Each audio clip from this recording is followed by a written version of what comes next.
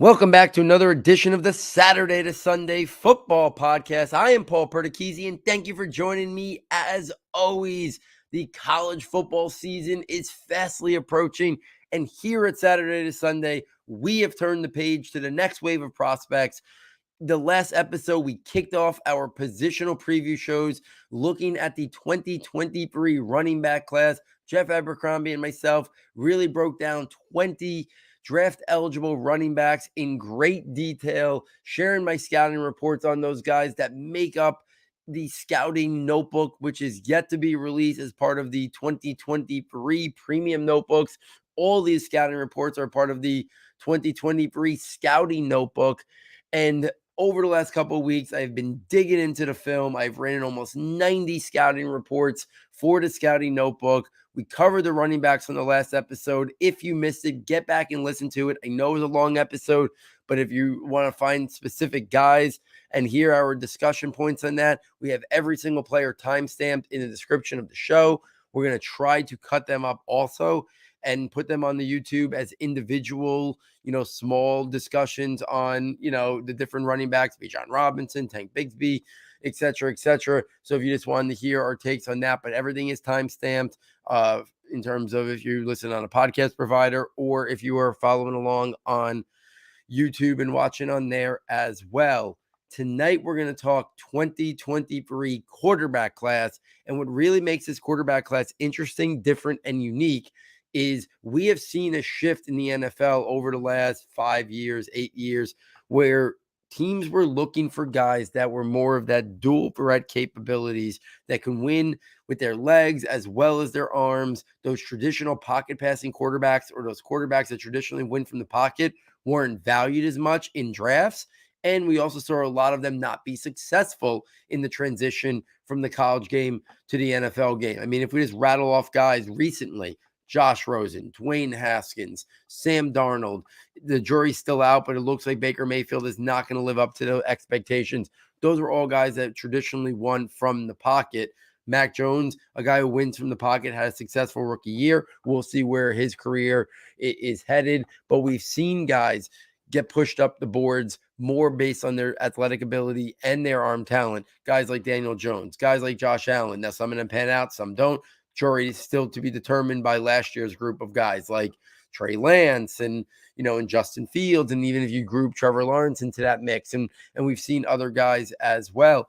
But this 2023 draft class is going to be really unique and really interesting because the guys at the top, and everyone knows who they are, right? CJ Stroud, Bryce Young, Ohio State, Alabama quarterbacks. They are guys that they're not going to be pegged as dual threat capabilities. Yeah, Bryce Young's got some athleticism. CJ Stroud's got some untapped athleticism as well. But those are guys that win from the pocket. They can move around, make things happen on the run and on the move, but they are more traditional pocket passing quarterbacks. They are much different than guys like Josh Allen or Kyler Murray or Lamar Jackson, or Justin Fields or Trey Lance. So it's going to be very interesting to kind of see a little bit of a shift back. We do have some guys that would classify as dual threat capabilities in the top 5, top 6, top 7, however you want to break it down. But a lot of those guys would be more classified as guys who win from the pocket. So it's a little bit of a different. We'll see. Last year when I did this episode, it was Spencer Howell and Sam, it was Spencer Rattler and Sam Howell that obviously were the two guys at the top. And we saw how that panned out, right? Spencer Rattler gets benched, transfers to, South Carolina now. We'll talk about him again tonight.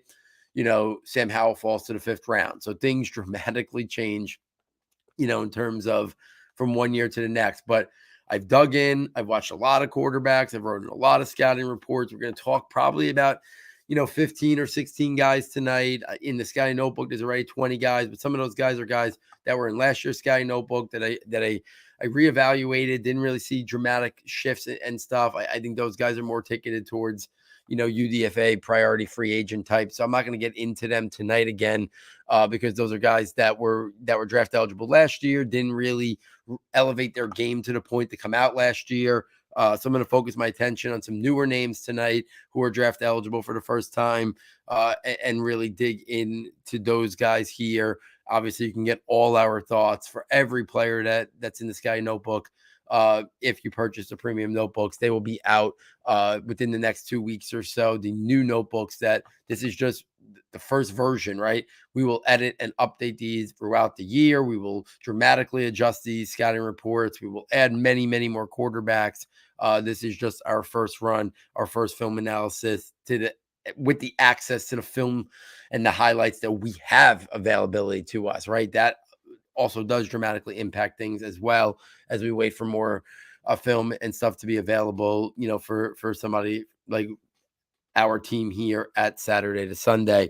Similar to the running back show, you're going to see a screen share of the scouting reports as we're doing the show tonight to kind of give you a little snippet of the player as well, as I talk through these guys tonight. So I'm going to bring that up, and then we're going to get kind of right into breaking down this quarterback class. Like I said, it's going to be really interesting, to kind of see how this quarterback situation shapes up. But the first guy I want to bring up tonight, and this is a guy that was in last year's scouting notebook, but there's a little bit more to talk about him, and that is Jayden Daniels, formerly of Arizona State, but now transferring to LSU. It's his job. He's going to be a starting quarterback. He's 6'4", 185 pounds. So right off the bat, he's got good size at 6'4", but he's got to add to that frame. He's got to get that up close to almost 200 pounds if he's going to be a guy that plays quarterback at the next level. I do think his arm talent in terms of his velocity and strength is good.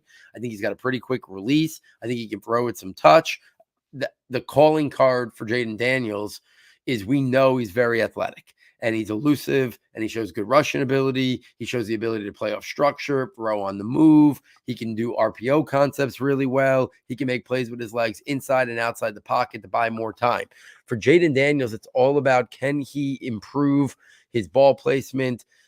His accuracy at times is inconsistent. He's got to add to that frame, and he's got to hone his skills to show that he can handle the rigors of playing the quarterback position. Can he show better pocket presence, better decision-making? Can he read coverages, pre-snap and post-snap? Can he show poise under pressure? SEC defenses are going to be coming after him hard this year. So if he could show a lot of that, I think there's a lot of room, upward mobility for a player like Jayden Daniels, who his God-given talents are very intriguing. The athletic traits are there. The arm talent is there. He can make the throws. We know he can be a dual threat type of guy, but a lot of the quarterbacking skill from understanding what he's seen in terms of what defenses are showing him, he's got to show that he can handle that and know how to solve problems as a true quarterback, in addition to utilizing that athleticism to his advantage as well. I mean, last year, only 10 touchdowns, 10 interceptions. That's not going to cut it, right? He puts up a season where you don't see a dramatic shift in not only his statistics, but just better decision-making, better quarterback play. He goes from a guy that's not even a developmental guy to a guy that doesn't even get drafted. But if he puts it together, playing in the SEC now, playing at LSU, I think he's a guy that could see upward mobility, like I talked about, to be a guy that could be a developmental quarterback. That athleticism, that arm talent makes him intriguing to be a backup quarterback, and then let's see what happens. So I think it's a big, big year for Jayden Daniels. I'm excited to see him with that LSU offense. I'm excited to see him in the SEC. I think it's going to give us a real better gauge in terms of Jayden Daniels, the prospect, in terms of what he can be. And can he show some growth and development in some of those areas that I think it's going to be really important for him to show that in terms of being on the NFL radars as a quarterback at the next level. So that's kind of what I'm looking forward to. I think the fact that he left Arizona State and went to LSU makes it a much more intriguing year for him than if it was still Arizona State. I think it's going to give us a better opportunity to really evaluate him and judge him going up against great defenses in the SEC, playing for a big program like LSU. Excited to kind of see the trajectory of Jayden Daniels this upcoming year. Next up, and I'll talk about him really quickly, is JT Daniels. Another guy similar to Jayden Daniels, switching colleges. Was at Georgia last year. Now is going to be the guy leading West Virginia. 6'3", 215 pounds. He's got good size and frame. He's got the arm talent that I would classify as good in terms of the velocity and strength to make any NFL throw. He's got a quick release. He's got the ability to throw from different arm angles and different platforms. He can throw on the run. He can play a little bit off structure, but he's not an athletic guy. He's not a guy who's going to do much with his legs in terms of rushing ability or RPO concepts.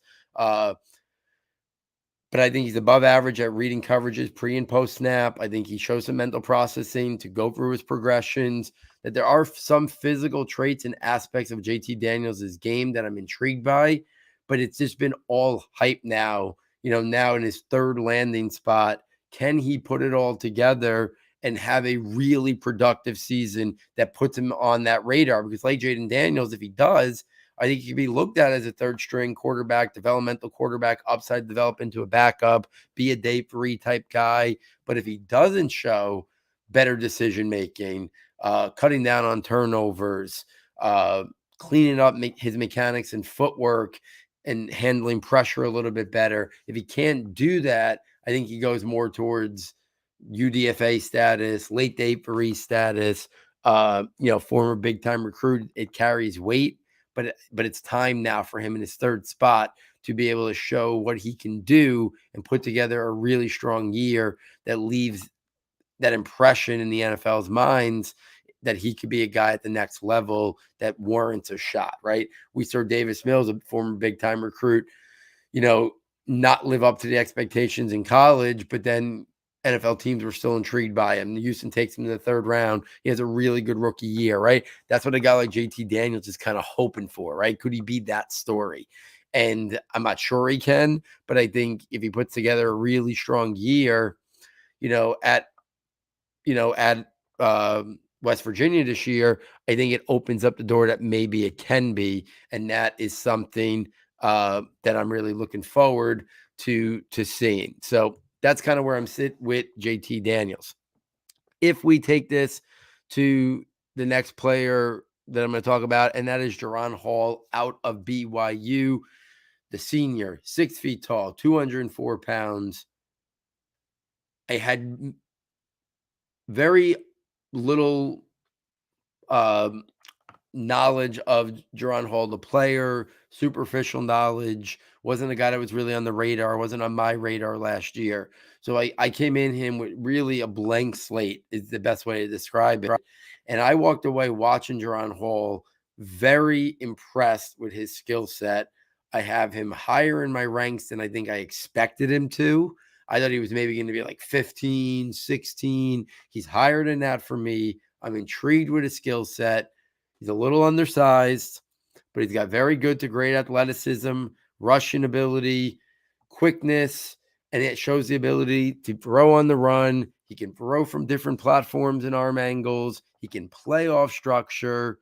To me, his arm talent is probably somewhere between average to above average, but I don't think it hinders him in terms of making NFL throws. We didn't see a lot of tight window throws, but I do think he's shown the ability to push the ball vertically down the field. We've shown the ability to push it outside the numbers. I think his accuracy and ball placement, I would also classify as probably average to above average, but he can throw with good touch. I see mental processing. I see reading coverages. I see good pocket presence. So there's a lot about his game that I really do like.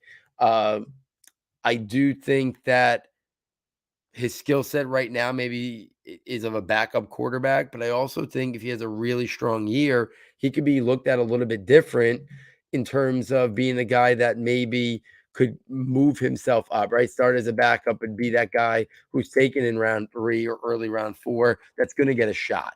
And I think that's something that is intriguing by Jaren Hall, that ability to run a spread offense that includes a lot of RPO concepts and be a weapon, with his legs and play off structure and throw on the run and move the launch point. So many things that I think NFL teams are intrigued with, especially if their starting quarterback has that skill set. I think they want backups in the building that can run a similar style offense. And that opens up a guy like Jaren Hall to be drafted as a backup to so many of these places that do have guys like that in the building as their entrenched starter. But I think Hall could also be a guy that has some upward mobility to kind of see his stock rise. We saw Zach Wilson come out of nowhere a couple years ago. I'm not saying Hall could have that trajectory to be a top, number 2 overall pick like Zach Wilson was, but I do think BYU is going to have a very strong year. I think he's going to get a lot of eyeballs and a lot of attention towards him. And if he has a really, really strong year, I think Hall could see his stock rise. He could be a round 3, round 4 type talent. I think his skill set already warrants that. So I'm really intrigued by Jaren Hall out of BYU. Keep this going. Phil Jurkovec, I'm going to talk about him a little bit quickly because he didn't play much last year, only 96 passes over 6 games due to injuries.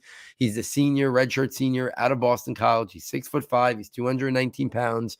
A lot of people seem to be higher on Jurkovec. To me, Jurkovec is the running back version of Zach Charbonnet, who I talked about on the last pod. I just don't see it with Charbonnet in terms of being really intrigued with him. It's the kind of same way about Jurkovec. Like, to me, he's a date for read type guy. And I hate to start there, but I that's where I think he is. I think he's a backup quarterback. Maybe he could be the upside to be a spot starter. But when you look at a guy like Phil Jurkovec, I don't see a guy who's more talented than Kyle Trask. I don't see a guy who's more talented than Carson Strong. He's a little bit more mobile and athletic than those guys, but I still think his calling card at the NFL level is still going to be winning from the pocket with a guy who could use that rushing ability, use his athleticism, to pick up some on the ground. But if he's going to be successful at the next level, he's not a dynamic mover. He's not a dynamic athlete. He's not going to be utilized, as a running type quarterback at the next level, because everything's quicker, bigger, faster in terms of the defenders. He could be a guy that, due to his size and play strength and physicality, he can be a functional runner, but he's going to have to be a guy that wins consistently from the pocket. And I just didn't see it. I see a guy that, he's got great frame and size. I think his athleticism for a guy 6'5", 219 is probably above average. He's got some mobility to his game. He's got some rushing ability. I think he could definitely be a weapon maybe near the red zone as a runner. You see the play strength and toughness. You see his ability to break tackles in the pocket, keeping plays alive, guys, bouncing off of him as they're trying to get a sack. But to me, he's only got above average to good arm talent. I wouldn't classify it, as a guy that has a strong arm, especially for the 6'5", 219. You'd probably think that kind of classifies as a guy who's going to have very good, great top level arm talent. I think it's above average to good. I think he's got a good release and delivery. It's clean. But I think he's only got average accuracy in the short to intermediate game, and he's got very inconsistent accuracy in ball placement when we're talking vertically. I think there's aspects of his game, in addition to struggling to throw the vertical ball in terms of accuracy and ball placement. I think there's a lot in terms of developing from the quarterbacking type skill stuff, right? Reading coverages, reading defenses, pre-snap, post-snap, understanding, the blitzing and the disguises that defenses are trying to throw at him.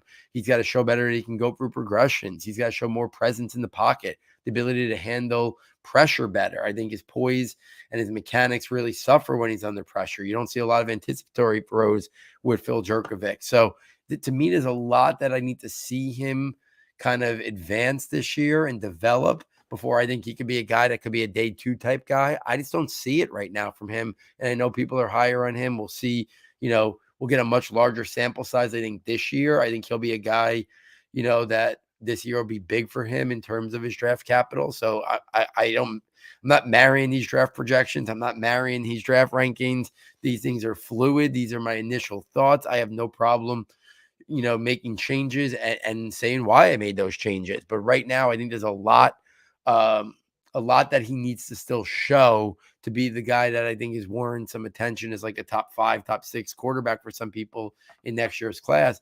I'm just not seeing it from Jurkovec right now. There's a lot of improvement areas, a lot of development that I need to see before I feel comfortable thinking he's not more than just a Dave Feree type backup type quarterback at the next level.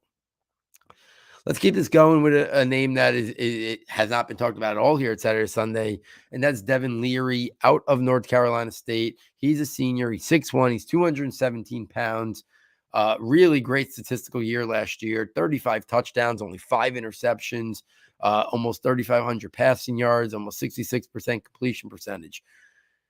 When I watched Leary's game, I thought the size was average. I thought the frame was solid in terms of, while he's only 6'1", I thought the frame was a guy that could hold up in the rigors of the NFL, taking a pounding. But his athleticism, I'll start right there, right? It's below average in terms of his mobility.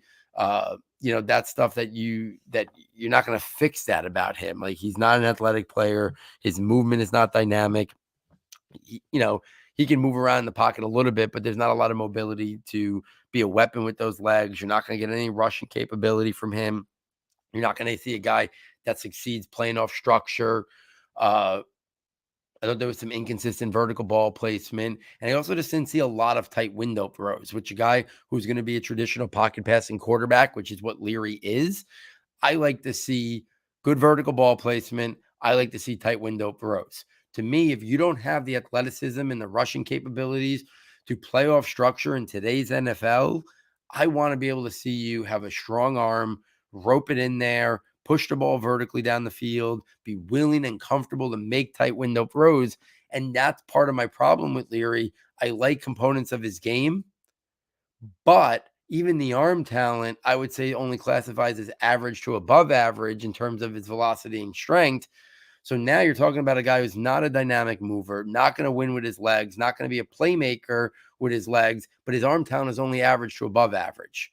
He doesn't make a lot of tight window throws. Where I do think he's very strong at, good mental processor, really good at reading and diagnosing coverages pre-snap and post-snap, shows the ability to work through progressions, very good decision maker, shows a quick release, can throw a touch in anticipation. So those are the aspects of his game that are really strong. And I think that's why put up a very good season. Teams are going to like him. He's a very smart, heady player, but the physical traits to me is why I think I'll be a little bit lower on him than maybe other people. To me, he's like the prototype backup quarterback. He's got some upside due to those things I talked about. Maybe he can become a spot starter. I just don't think without the athleticism, without the creative ability, and then you add in average arm talent, I don't know if the ceiling is there for a guy who could be a long-term starter at the next level, even with the good processing, the good decision-making, the ability to throw a touch, the accuracy. I just worry that there's too many limitations to his game to be a guy that's that's got starter up traits and starter skills.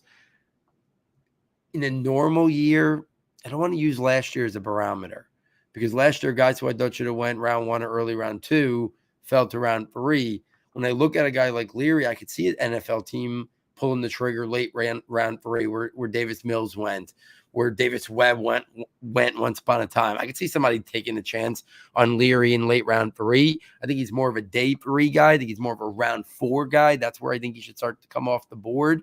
I don't see a guy who can push himself into a definite day 2 mix. I just think there's limitations to his game from the physical components that would hinder what NFL teams are looking for in terms of trait-based evaluation, trait-based scouting, which is, I think, a lot of what the NFL is looking for when they're evaluating the quarterback position on top of the intangibles.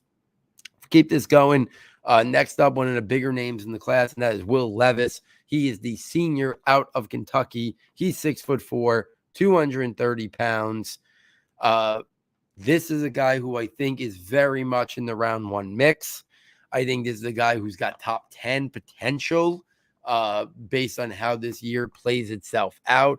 This is a guy who does have that dual threat capabilities. When you look at his size, when you look at his frame, when you look at his athleticism, I think you're going to see a guy that does have some Josh Allen vibes. I'm not there yet as a guy who was a huge Josh Allen fan, but I do think there's a lot of similarities in terms of the player, in terms of ceiling, in terms of the upside. I like Josh Allen more, for sure. The first time I watched Josh Allen, I thought he could be a top 5, top 1 overall pick. I think Levis is more of a guy I feel comfortable saying he's a round 1 guy, and let's see how high he can climb it this year. But right off the bat, let's talk about the pros that I like. great size and frame, right? The prototype, 6'4", 230 is literally the prototype almost. I would say his athleticism is good. The mobility is good. He shows the ability to throw on the run. He can throw from multiple platforms. Excuse me. He can play off structure. The arm talent, arguably one of the best in this class that I've watched so far. I'd classify it somewhere between very good to great. Maybe it's even elite, and I'm sure changing him a little bit. But he's got the arm talent to make every single throw. He can put it in tight windows. He can make NFL throws. He can push the ball vertically down the field. He can put it outside the numbers. So really good arm talent in terms of velocity and strength. He's got a quick release. And obviously, he's got good rushing ability and a really big weapon as a red zone. I think his accuracy and ball placement, I would probably classify as functional right now. I think he showed growth in that area last year. I'd like to see a little bit more growth in that. I think his mechanics and footwork's same thing, functional. Is there some things he can clean up with it for sure? But I wouldn't classify it as a concern. I don't consider it perfect and clean at all times. So I don't think it's a strength.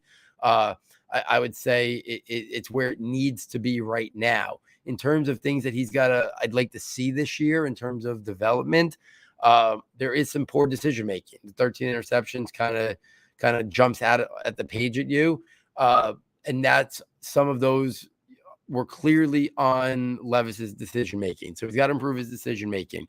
There's some mental processing, the ability to go through progressions, reading coverages pre and post snap. That he's got to improve and show he can get better at and at least get to a functional level in that. And I do think we don't see a lot of touch and anticipatory throws from Will Levis right now. He's more showing off that top level arm talent. We don't see a lot of touch. We don't see a lot of anticipatory throws. I think that's something that it would be nice to kind of see him in his senior year, show the ability to know when to throw with more touch than his fastball, show when he can throw with anticipation, lead a receiver, know what a receiver is going to do, and not just throw to a wide open guy. Those are some areas I'd like to see him improve. I think right now he's already got the traits to warrant being a guy who's drafted in round 1 as a starting quarterback. You can run RPO concepts. You can run a pro-style offense with him if you want. I think he's most ideal in a spread offense with the use of RPO concepts that push the ball vertically down the field. I like Levis. I think you're going to see him very much in the mix as being a top 5 quarterback. I think odds are strong that he's very much in the round 1 mix. If not round 1, definitely a day 2. But I think he's going to push the envelope a little bit and be a round 1 guy because he has the prototype, because he has the athleticism and the arm talent. I think it would take a very poor year to kind of see him fall out of that round 1 mix. But we've seen it, right? Sam Howell and Spencer Rattler, as I talked about at the top of the show. Last year, they were deemed lock round 1 guys, and they didn't go round 1. They didn't go top 5, top 10 like people thought they would. But I do think Levis is a guy that's going to have staying power, is a guy that we do see hear his name called in round 1 of next April's draft, but there are some areas where he's got to show growth and improvement this year, and he can't take a step back in some of the areas that I think he's good or functional at right now. Let's keep this going. Next up, Grayson McCall, Coastal Carolina, redshirt junior. He's 6'3", 210 pounds. Last year, he had a 73 completion percentage, 27 touchdowns, 3 interceptions, 290 yards rushing, 4 touchdowns. Now let's talk about those stats a little bit. I think they're a little bit misleading. Okay. I watched his freshman film. I watched his sophomore film. I was much more impressed with his freshman film than I was his sophomore film. So collectively, that's hard because I usually want to see growth from 1 year, not a guy who looks worse on his sophomore film than his freshman film. But with that said, those stats, I think they're a little misleading. The scheme, very option-based, very RPO-based, a lot of predetermined reads, 1 read. So that 73%, I think, is a little misleading. He wasn't asked to full field reads. He wasn't asked to go through a lot of progressions. He wasn't asked to make many tight window NFL-type throws at all. I think he had the scheme created a lot of wide open passing lanes. The level of competition, I don't think a lot of quality defenders are going to be guys, who are going to be playing in the NFL in the future. I think his accuracy, that 73% number, is a little bit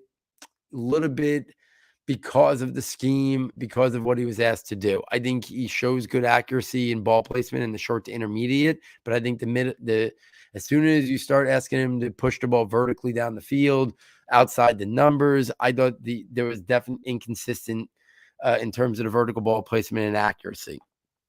I already talked about what he was asked to do was not what he would be asked to do at the NFL much. You didn't see a lot of progression reading. You didn't see many tight window throws, the mental processing. So those are all levels of concern for me. I think his arm talent is just average in terms of his velocity and his strength. Same thing. He shows some ability to throw in anticipation. I don't think it was too often because, like I said, a lot of predetermined reads. But there are some times that he led the guys nice, and it was a little bit of an anticipatory type throw. I think his footwork, mechanics, release are all functional. In terms of his eval, where he wins, I would say, is good athleticism, mobility, rushing ability, understanding of RPO concepts, I think is really strong. I already talked about good accuracy and ball placement in the short to intermediate range. He can throw a touch. He can throw on the move, good decision making, and, good competitive toughness. A guy that is that gamer type personality that I think really sells well when you watch a guy.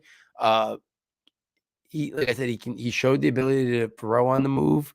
I'm not sure that classifies as a guy who is very creative in terms of his ability to play off structure. I think it's probably average. I don't think it's a strength of his right now because I did think there was a lot of predetermined stuff in that scheme and a lot of wide open lanes for passing or for running based on that scheme. So I don't think we saw a lot of can he play off structure when the play breaks down? Can he handle pressure? I think those are very to be determined.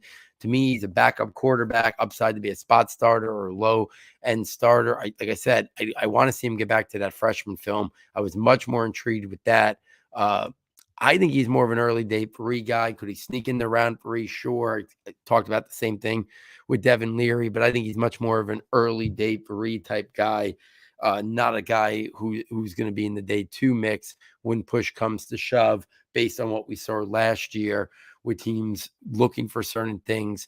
If Desmond Ridder, Matt Corral, and Malik Willis are going in round three, I don't think Grayson McCall belongs anywhere near round three. And I know every draft is different, but that's just, if you're comparing their physical traits and their skill sets, to me, Willis, Corral, and Ridder are totally at a different tier, different level than a guy like Grayson McCall, a guy like Devin Leary. So I think that's what's going to make this really hard about trying to put draft projections on these guys and where I think they fit, because the NFL last year kind of pushed guys down the board that weren't the total package.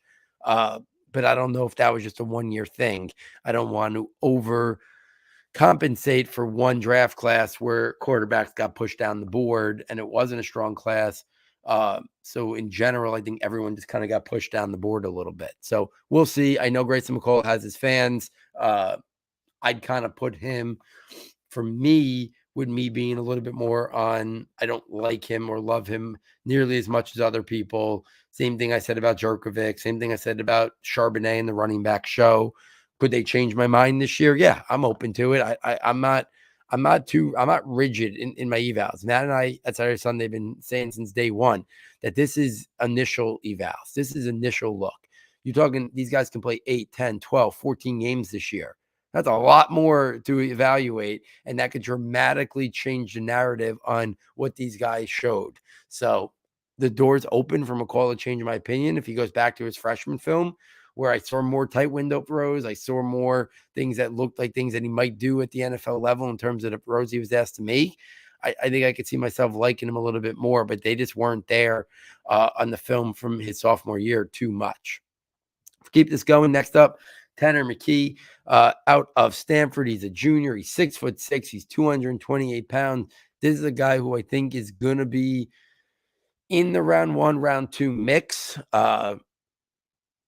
Things that he does really well. Obviously, great size at 6'6". Good frame at 228. Very good arm talent in terms of his velocity and strength. He can make any NFL pro.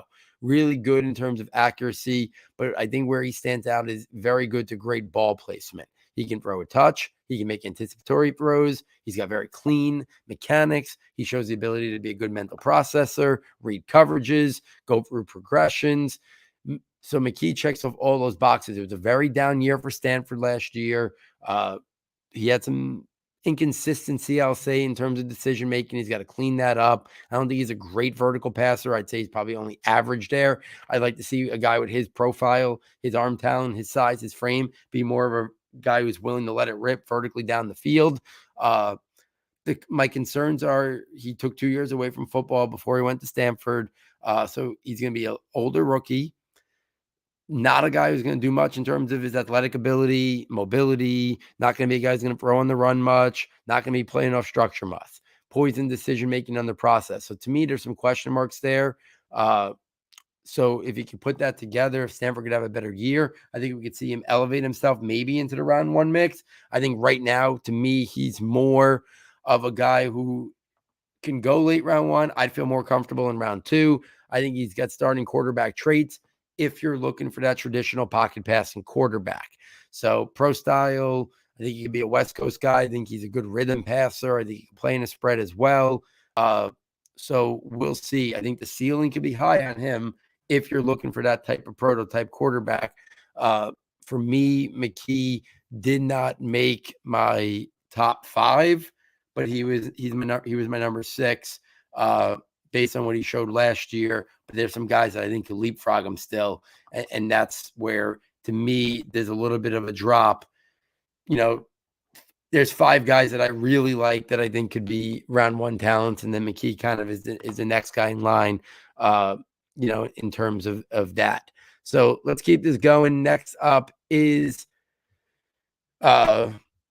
Tanner. I'm gonna skip 2 guys from last year. Graham Mertz out of Wisconsin, Tanner Morgan out of Minnesota. Those are a couple guys that I said I think they're now late day 3 UDFA type prospects. I think they're guys that were in the notebook from last year. I fine-tuned their scouting reports a little bit. They didn't show me anything too dramatically different than what I saw last year, and I wasn't very high in them last year. So not going to go into every profile tonight for the quarterback. Going to focus on the guys who I think legitimately, could see their stock rise to be around, top 3 round, top 4 round type guys for the most part tonight in terms of where I think their skill sets are. And I just think some of those guys that skipped over, I just don't see that as a reasonable. Guys like Sean Clifford, Graham Mertz, Tanner Morgan, I don't see any scenario where they're not late day 3, probably UDFA type prospects. But a guy who is not going to be a UDFA, who I think similar to Leary, similar to Grayson McCall, who could be in that round 3, round 4 mix, but I like a little bit more than those guys, is Aidan O'Connell out of Purdue. He's a senior. He's 6'3", 212 pounds. Last year, 3,700 passing yards, 72 completion percentage, 28 touchdowns, 11 interceptions, good size and frame. Your arm talent's probably just average in terms of velocity and strength, but he can make NFL throws.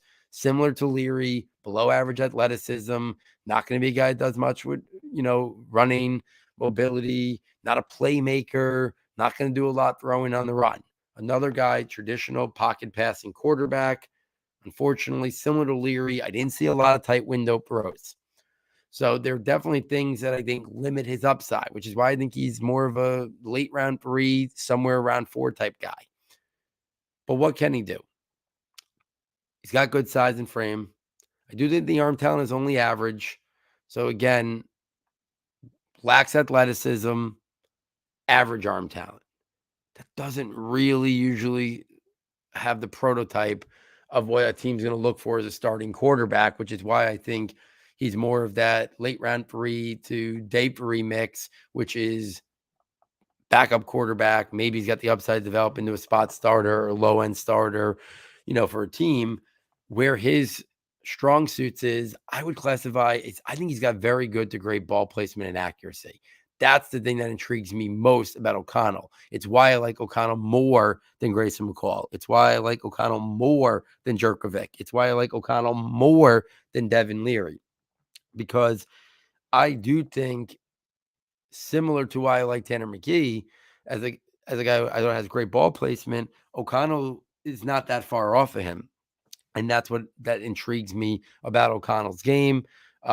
Throws it really good touch and anticipation, good mental processor. can read coverages, pre-snap, post-snap. He can go through progressions. We saw it last year as a guy who really strong year. I expect another strong year for him. I think he can play a spread or pro style offense. He's a guy who I think could be in the mix as a guy that maybe can sneak in the second day. If not, he's going to be a guy I think could be on the radar early in day 3 type. But similar to some of those other guys I talked about, I think there's just limitations on how high his physical traits can push him up the boards, because minimal athleticism and average arm talent, those aren't the traits, right? I've talked about it a lot tonight. I talked about it with McCall. I talked about it with Leary. All these guys have really intriguing profiles, but they're guys that I think profile more as late round 3 to somewhere in that early portion of day 3, more than guys I think that warrant that round 1 or round 2 consideration. So O'Connell's in that mix for me as well. We'll kind of see how this year plays itself out. Let's bring up Spencer Rattler. And I know he's a guy that's been on everyone's radar for a while. And I know last year didn't go well, and Caleb Williams took his job. And now he's starting over in South Carolina. But let's not lose sight that a year ago at this time, people thought he was a top 10 pick down the line for the 2022 NFL draft. He was basically right there as QB1 or QB2 last year at this time. He transfers to South Carolina. He's going to get a fresh start. A coach that wants him, a coach that believes in him, a coach that's probably going to let him develop and go through some growing pains where maybe last year Oklahoma just wasn't going to allow it because they had such a talented player in Caleb Williams behind them. And when Spencer Rattler had some inconsistencies, he kind of had to pull away from him. But let's not also lose sight that Spencer Rattler was a big time recruit. And in 2020, he was fantastic. It was why he was warranting top 10 consideration a year ago at this time. So, yeah, he's 6'1", 210. Headed to South Carolina. We know the size is just average. We know the frame is average. The arm talent's still very good. For a guy 6'1", 210, he's got the arm talent to push the ball vertically down the field, push the ball outside the numbers. So the velocity and strength are there. Even last year, in a down year, and I know his scheme helps, but he did complete 75% of his passes. And I know I'm not much of a completion percentage guy, but you can't sugarcoat 75%, right? He's not a guy who's inaccurate. He's not a guy who can't put it where it needs to be. So he's got accuracy. He's got ball placement. He's still got a quick release. You watch his 2020 and 2021 film, there's still many instances of him throwing with good touch. I think his athleticism is somewhere between average to above average. But I do think he shows good mobility inside the pocket. And he shows the ability to play off structure, throw on the run, be creative.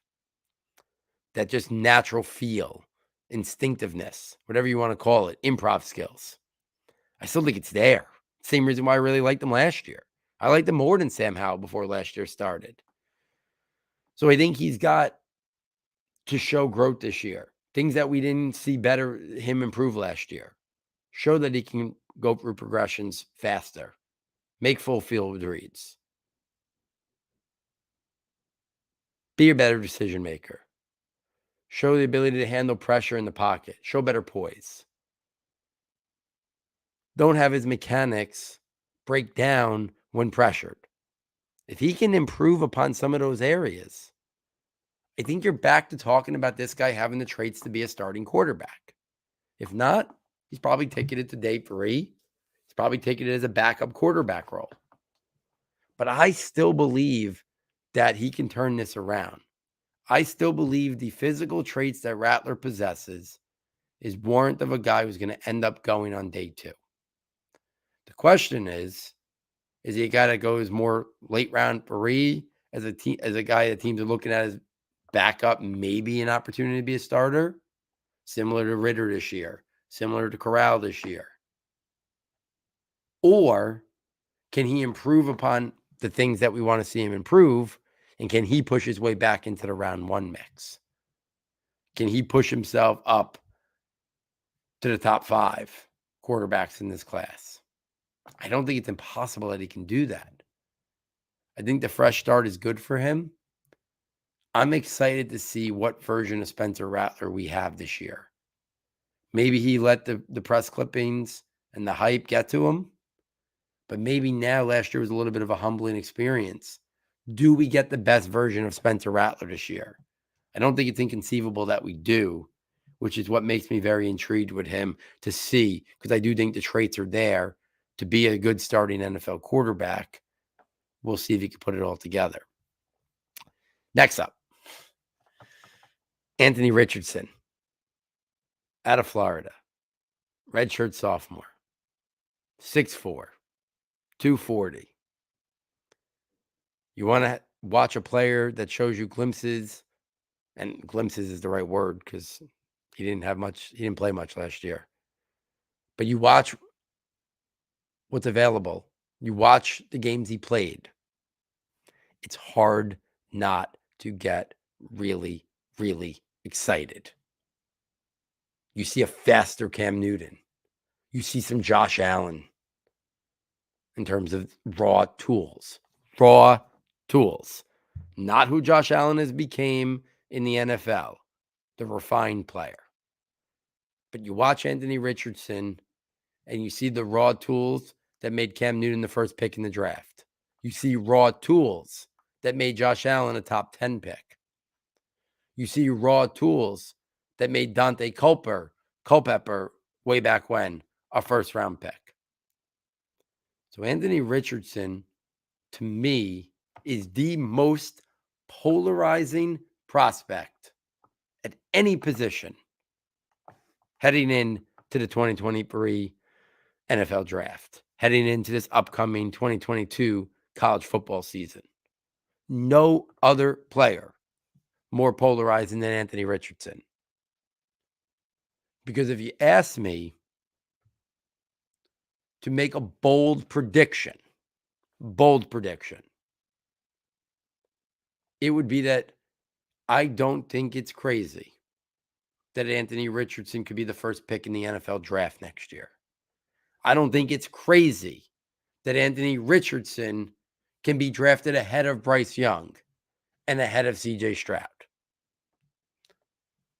Likely, probably not, but possible if you're a trait-based evaluator and you don't think it's even possible, then you're not looking for traits, because some of his traits are the best of anybody in this class. He's got great size and frame, great to elite athleticism at 240, great rushing ability. With the ability at his 6'4", 240, not just to run over guys, not just straight speed, but footwork, agility, elusiveness. You watch him run in the open field, and you would think you are looking at a running back who's off to the races. If you haven't watched him enough, go watch some more of what you can of Anthony Richardson. Arm talent, I talked about Will Levis, classified as very good to great. Straight velocity and straight strength, Anthony Richardson might have the best in the class. Him and Will Levis. It's on the great level. That's what you're talking about here. He can throw the ball vertically. He can push it outside the numbers. He can throw from different platforms. He can throw on the run and not lose much velocity. He can play off structure. The play strength, the toughness, and the physicality is so reminiscent of Cam Newton, of Culpepper, of Josh Allen. Guys bouncing off of him in the pocket. So all those traits I just talked about make him so intriguing. But the concerns, he has almost no experience. He threw for 529 yards last year. We can't even come close to properly evaluating him yet. We need a whole year. His accuracy and his ball placement. Again, I don't care about the numbers. It was 59.4% for people who do care. But there's inconsistency in terms of accuracy and ball placement. Decision making. Reading defenses. Pre-snap understanding. Post-snap. Full field reads. Going through progressions. Handling pressure. Throwing with anticipation. Those are all question marks.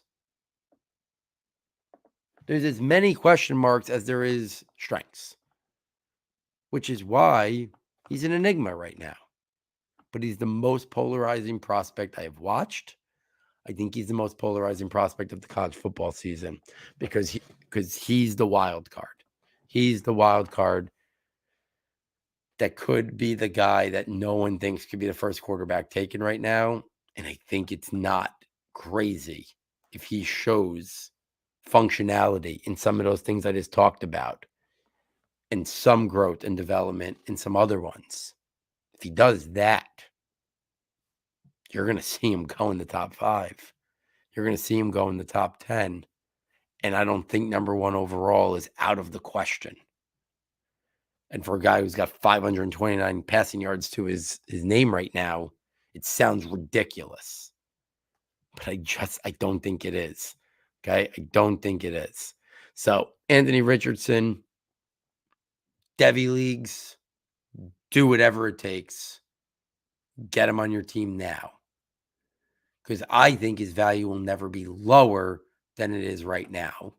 I only think as the year starts, and it could be quick, it could be the first week or two, the perspective. He goes out there and throws for 400 yards in one game, 300 yards in the second game, or he's running for 150 yards and 2 touchdowns, 6 total touchdowns. He does that the first week or two of the season, he's off to the races. Then you're talking about how high could he go? Can he be Cam Newton? Can he be Josh Allen? Can he be Dante Culpepper?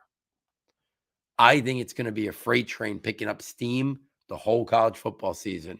I'm expecting it to start early and it not to stop until April of 2023, to be honest with you. That's what I'm expecting this year from him. I'm buying Anthony Richardson stock now because I'm buying those traits. We'll see if he can develop, refine, hone those other skills that he needs to be a complete player. But I think the traits are special that he does have already. And I think he's got it in him to be a really special player once he gets the full opportunity. Next up, CJ Stroud. What can you say about his season that he put up last year? Spectacular. He enters this year as a redshirt sophomore, 6'3", 220 pounds. I mean, I don't like reading the stats off when I do these reports because it's so easy to go look it up. But I mean, 72% completion percentage, 44 touchdowns to 6 interceptions, over 4,400 passing yards. I mean, it's just mind-boggling what he did. Very good size and frame. Good arm talent. Not great. Not special. I'd classify it as good. He can make every throw. But it's not like he's not Josh Allen. He's not Patrick Mahomes. I think his athleticism is average, but he hasn't utilized it at all. And we'll talk about that when I talk about some developmental areas. Very good to great accuracy. Ball placement. Shows the ability to throw a touch and anticipation regularly. Good pocket presence. Good mental processing to get through his reads. I mean, game through your reads at Ohio State, it's one great receiver to the next great receiver to the next great receiver. I mean, think about it. Olave, Garrett Wilson. Oh, yeah, if they're not open, Jackson Smith-Njigba, one of the best receivers in this class. So going through progressions last year, pretty easy. Instincts. Showing good poise under pressure. Showing good toughness in decision-making. He has all of that. So what can derail him this year? Well, the first thing is Well, I think he's got the athleticism in him. I want to see him throw on the run more. I want to see him play off structure. I want to see him use the athleticism during a football game. He just didn't need to. And maybe he's not going to need to either. At times, it's some inconsistent footwork. But I really want to see him handle adversity a little bit. And I'm not sure he's gonna. The scheme at Ohio State makes things so easy that I'm not sure we're ever going to get a 100% type of evaluation on CJ Stroud. How does he handle adversity? Can he overcome it? How does he play, when things are going tough? We just don't see that a lot.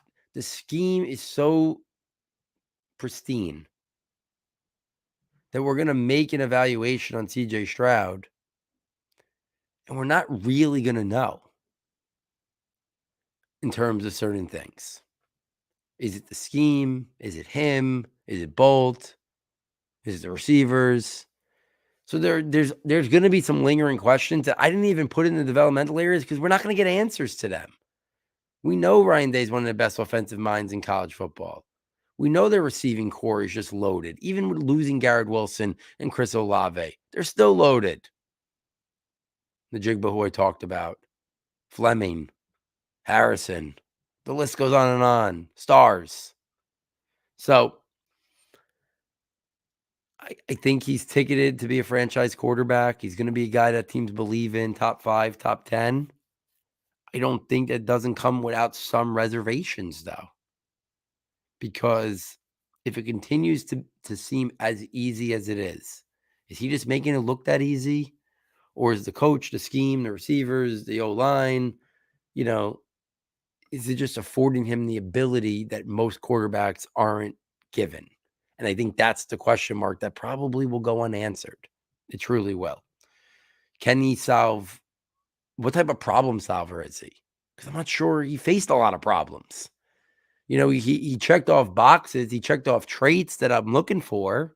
Checked them all off. So how can I not love him? Of course I love him. Would I like to see him be more athletic or use that athleticism? Yeah, that's I can nitpick that. But we just didn't see him face a lot of problems, and I'm not sure there's anything he can really do about it at this point, based on the lack of adversity he may face with that Ohio State team. Next up, DJ Uiagalelei. I'm going to have to get comfortable saying that. DJ Uiagalelei. I think I got it. Clemson, junior, 6'4", 250. Going into last year as a sophomore, I think most people had this guy ticketed on the fast road for stardom. A little bit of a rude awakening last year for him. Really struggled with his accuracy, his ball placement, his decision-making. Struggled going through reads. Didn't show good mental processing or pocket presence. Turnovers were an issue. Handling pressure. Remaining poise. Reading coverages. He struggled in all of those areas last year. But, talking about traits, he showed glimpses of those high-end traits last year. And if you go back and watch some of his freshman stuff, when he was filling in at times for Trevor Lawrence, you saw a guy with a lot less concerns when everything was better around them. Things really just were rough all around for Clemson last year. I think they'll be back to being Clemson this year. And if that's the case, I think you could see Uiagalelei push his way back into the mix of being an early quarterback prospect. Because he's got great size and frame. He's got very good athleticism, rushing ability, and mobility. He can throw on the run. He can play off structure. He's got very good play strength, toughness, physicality. You see it in the pocket. You see when he's running. Very good to great arm talent in terms of his velocity and strength to make any pro. The upside and the physical traits are there to develop into a starting quarterback. When I watch his good. The size, the frame, and the physical traits remind me a lot of the college version of Dak Prescott, who fell, right? He went a little further. Dak was much more refined, a lot more experience. But the physical traits, the size and the frame remind me a lot of Dak Prescott when he came out of college. And obviously no one thought this was going to be Dak's career, or he would have been top 5 pick, not a day 3 pick. But I do think Uiagalelei's got raw traits that warrant a Dak Prescott college comparison. He's built similarly. His arm talent, his rushing ability, his physicality, strength, toughness, all very reminiscent of a young Dak Prescott coming out of college. But it's a big year. It's a big year. Talked about Spencer Rattler having the ability to push his way all the way back up into the mix. I think Uiagalelei's right there. If you tell me Uiagalelei's going back in the first round, I'm not going to sit here and say it can't happen. But on the same side, if he has another year like he just did, then he's more of a day 3 type guy. I just think the traits are too enticing. And I do expect at least some growth, that I think he's going to be a day 2 guy. But if he puts it together, he's got round 1 traits in terms of physical traits, I should say. He's got round 1 physical traits. So somebody might say, well, why is Uiagalelei where he is and Anthony Richardson is? Well, we saw a whole year of Uiagalelei struggling. That puts more doubt that that's who he is. Where Richardson, I also think Richardson could just be, he needs more time just to grow as a player and to work out the kinks. He hasn't been awarded that time yet. He hasn't been given that time. Uiagalelei was given it last year, but everything around him struggled. He struggled. So there's a little bit more doubt. Same thing with Spencer Rattler. Those guys now got to put that doubt behind us and show that that wasn't the norm, that was the blip on the radar last year. And they got to get back to being the guys they were the year before that had us so excited when last college football season was set to start. So we'll see if Uiagalelei can get there. Couple guys here to round it out. 3 left. Next up, another guy getting some round 1 buzz early in the process. Tyler Van Dyke out of Miami. Sophomore, redshirt sophomore out of Miami. 6'4", 225 pounds. Took over last year during the year and kind of just hit the ground running. Almost 3,000 passing yards, 25 touchdowns. What do I like about his game? What makes me have him in my top 5 right now? Great size and frame. Very good to great arm talent in terms of velocity and strength. He's gonna push it vertically. He's gonna fit into tight windows. He can throw a good touch. He's got play strength, toughness, and physicality. He can absorb contact in the pocket and still stand up and then make a throw. He'll stand tall in the pocket. I think the athleticism is probably about average. Same thing with his pocket mobility. I think the accuracy is probably somewhere in that average to above average. But he could push it to all 3 levels of the field. But there's a lot of growth that needs to develop this year. He's got to show more poise. He's got to make sure his footwork and his mechanics don't break down while under pressure. He's got to show the ability to read coverages pre and post snap better. He's got to speed up the mental clock, the mental processing side of it. I'd like to see some more anticipatory throws from him. But Van Dyke has the skill set. He doesn't have the full athletic dual threat capabilities of a guy like Will Levis. But I do think he's got a guy that, like, I see a higher ceiling with Van Dyke than I see a guy like Tanner McKee. He's younger. I think he's got more movement capabilities. I think he can play off structure a little bit more, throw on the run a little bit more. I think he's going to be drafted to be given every opportunity to be a starting quarterback. I think we're going to see a really strong year from him this year as he gets more comfortable playing the quarterback position. I think you're going to see Van Dyke be a big riser this year and have a really strong, successful year. Next up, Cameron Ward. He's a transfer from Incarnate, D2 school, headed to Washington State. Junior, 6'2", 225 pounds.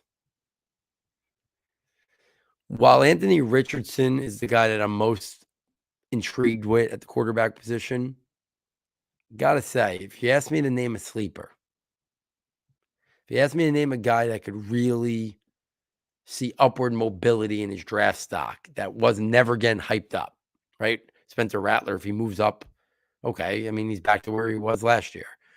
Uiagalelei, many people thought he was going to eventually be a first-round pick. So, yes, those guys are guys that I think could recapture what we thought. But if you're talking about a guy who I think could come out of an unknown to be a top 50 pick or a top 100 pick, Cameron Ward's my choice. He had offers from tons of big schools. He chose Washington State because he stayed with his coach from Incarnate, who became the offensive coordinator there. I don't care that he threw for almost 4,700 yards last year and 47 touchdowns. The opposition he faced leaves a lot to be desired in terms of the level of competition. He's got to show that he can read coverages, especially more advanced schemes. Show that he can go through his progressions. Handle pressure that is inevitably going to come now playing at Washington State compared to where he was playing. There's a lot of questions he's got to answer. But things that I like: good size and frame, good athleticism and mobility to throw on the run and playoff structure. He's got a lightning quick release with the ability to throw from different platforms. He's got good arm talent to make any throw. He's got good accuracy and ball placement. He can throw a touch. And he's got this creativity and improvisational skills about him that when you watch him play, there is some improvisational skills that remind you of Patrick Mahomes at Texas Tech. Keyword, at Texas Tech. Some people may look at it and think it's a poor decision, but it worked for Mahomes at Texas Tech. It's worked for him in the NFL. Other people can't get away with it. Ward was able to get away with it at Incarnate. We'll see if he can get away with it now at Washington State. But to me, this is a guy, really intriguing backstory.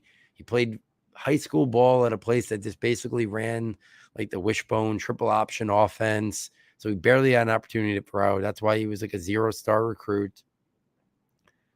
But once people started watching the skill set that this guy possessed, he's been wowing people ever since. I'm really fascinated to see. I think he could put up a monster statistical year. I think he can jump into the mix of guys that are being talked about as top 50 or top 100 quarterback prospects. I'm really excited to see Cameron Ward at this higher level and evaluate him appropriately. Right now, it's a very hard eval because we're talking about evaluating against a competition that is nowhere near what he's going to see this year and definitely nowhere near what he's going to see at the NFL level. But there's a skill set and a naturalness to his game that really has me excited. That has me excited about him more than the Aidan O'Connells, more than the Devin Learys, the Phil Jurkovec types. As much as I think a guy like Rattler and Uiagalelei can see their stock rise, I think Cameron Ward could see his stock rise. After my top 5, 6, I kind of have Uiagalelei, Rattler, and Ward as my next group of tier. Because I think they got a lot of upward mobility. I'm intrigued with that trio way more than I'm intrigued with the average arm talent, no mobility, no athleticism group of O'Connell, Leary, and those guys, Jurkovec. So Ward's going to be a guy that's going to be on my radar all year, following him very, very closely. Be staying up late a little bit on Saturday night to watch some Washington State. Be setting the DVR because I'm going to want to watch Cameron Ward very, very closely this year. And last but not least, to round out the night, Bryce Young, Alabama, junior, 5'11", 197 pounds. Almost threw for 5,000 yards last year. 47 touchdowns, 7 interceptions. I mean, the stats are so gaudy, similar to CJ Stroud. When I watch him play, he's just a natural problem solver. I think it's one of the best things to describe him. Natural problem solver. Reminds me of a little bit of Drew Brees. Reminds me a little bit of Russell Wilson. Nothing he can do about his size and frame. He's going to be undersized. He is who he is. There's some inconsistent mechanics when thrown on the run or off structure, but that's nitpicking, to be honest with you. His ability to throw from multiple platforms, his improvisational skills, his problem-solving skills make him so special. He's got good athleticism. He's got good mobility. He can move around to create throwing windows. His arm talent's only average, but it's good enough. The ball gets where it needs to get to. He's got very good to great accuracy, ball placement, decision-making. Processes fast. He goes through progressions. Shows good pocket presence. Good poise under pressure. He shows pre-snap and post-snap the ability to read defenses. He throws a great touch. Shows the ability to make anticipatory throws. Natural instincts are there. Quick release, multiple platforms. Problem solver. Creative. I think it was Daniel Jeremiah that said it first. He's just like a natural-born point guard playing quarterback in terms of just handling anything the defense throws at him and being the guy that can just be the leader of the team and know how to make things happen. The limitations on his size and frame are there, and he doesn't have the dynamic movement skills of a Kyler Murray.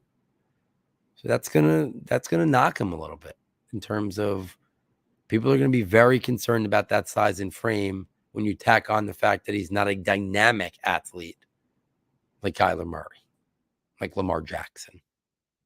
He mostly wins from the pocket.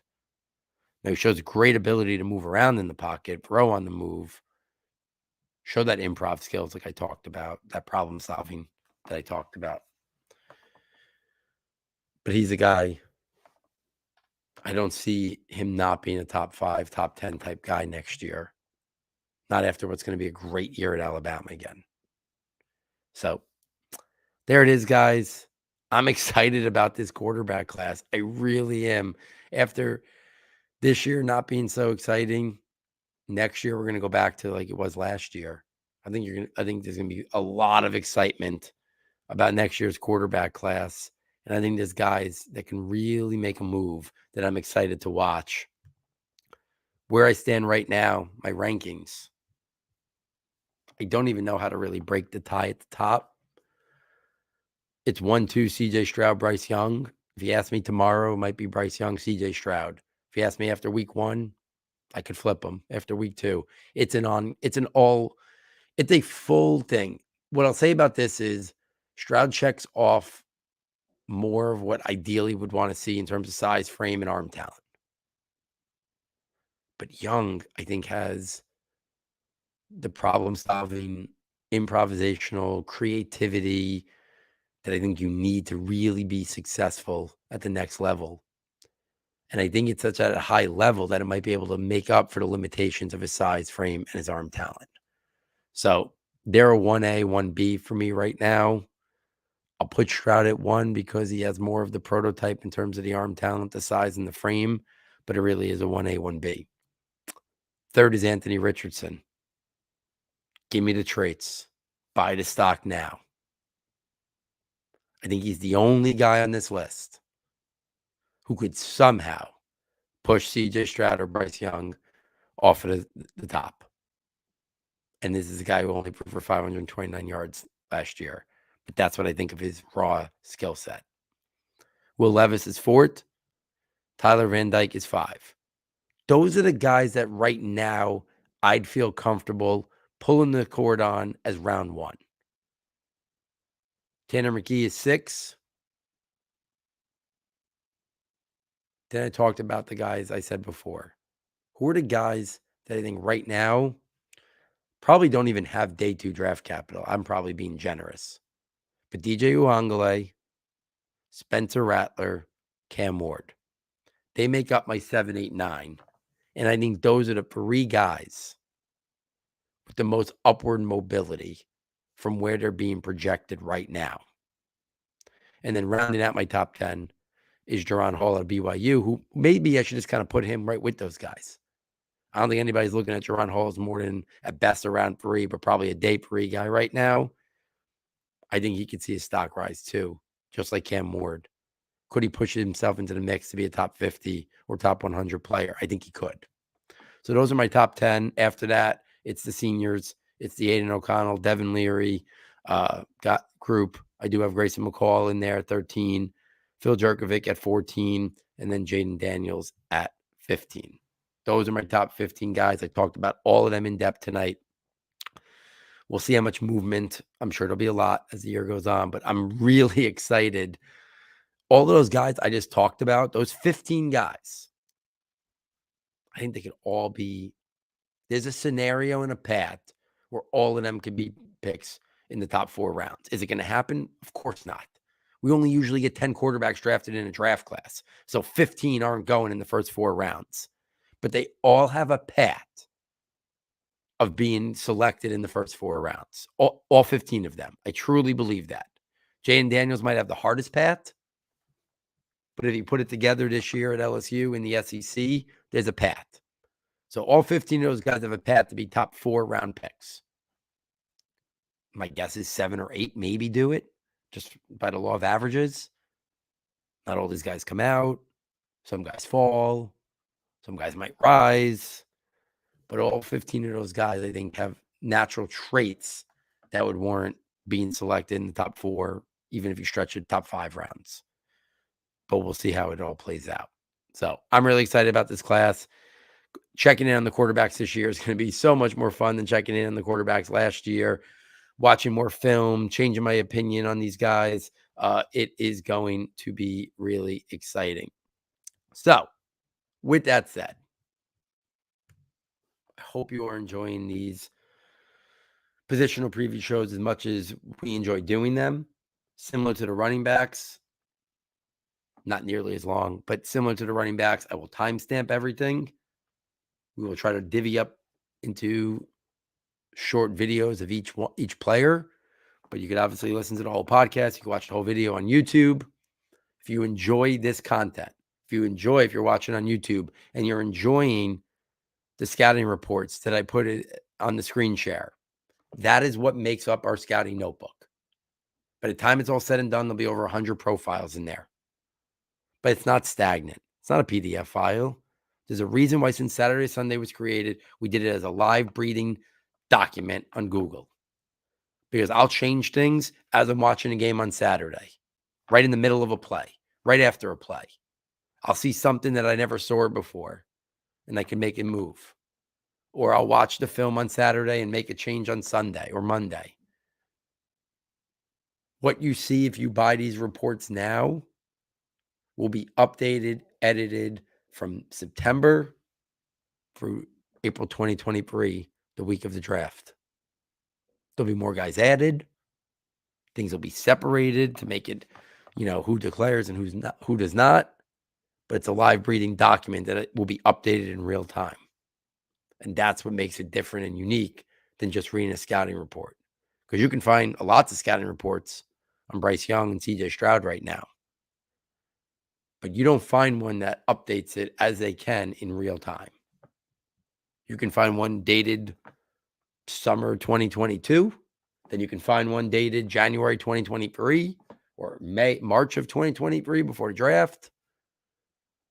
But you don't get to see one consistently updated as the season is happening, as soon as the season ends. Thoughts right now. That's what enables it to be a different type of document and make it a worthwhile investment. So hopefully you like it. When the new notebooks are released, obviously we'll talk about it on the pod. We'll tweet out about it. Hopefully you consider purchasing them. The Scouting notebook is just one area that's in it. One of the 3 premium notebooks. The rankings notebook gives you so many different rankings. I'm not going to get into all that tonight. We'll talk more about that at a later date. But I really hope you consider purchasing it. It's the best way to support the show.